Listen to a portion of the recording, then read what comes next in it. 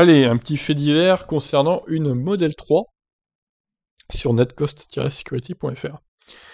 Une Tesla Model 3 s'écrase et tombe à 30 mètres de la montagne, étant totalement détruite. Il a été rapporté à plusieurs reprises que les voitures Tesla sont parmi les plus sûres au monde. Bon, je vous passe l'intro.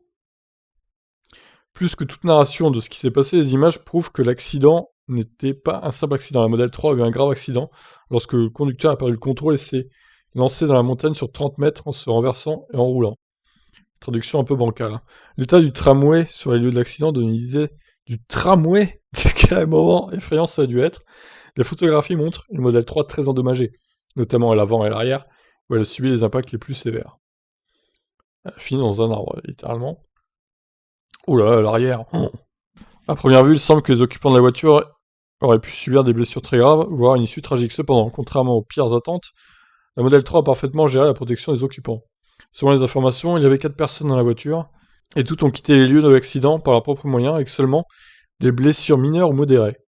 Oh là, le gros coup de chance. Jusqu'à présent, la police n'a pas donné beaucoup de détails sur l'accident, cependant il a été signalé que le véhicule n'avait pas de pilote automatique ou de FSD actif. De plus, une des personnes qui a parlé à un ami qui occupait le véhicule a dit qu'au moment de l'accident, il pleuvait beaucoup et que la voiture était équipée de pneus d'été. Ce qui aurait pu être une des raisons pour lesquelles le conducteur perd le contrôle du véhicule. Oui, bon, après, voilà, c'est peut-être que, ouais, il y a les intempéries, etc. La NHTSA des États-Unis a attribué à la Tesla Model 3 une note de 5 étoiles dans les tests de capotage, de collision latérale et de collision frontale. Les véhicules Tesla sont conçus pour être les plus sûrs au monde. Voilà, bon, bref, on a compris l'idée. La voiture est morte, ça c'est sûr, mais les occupants sont tous en vie, et c'est ça qui est le plus important, au final. Je vous laisse réagir. Ciao, ciao.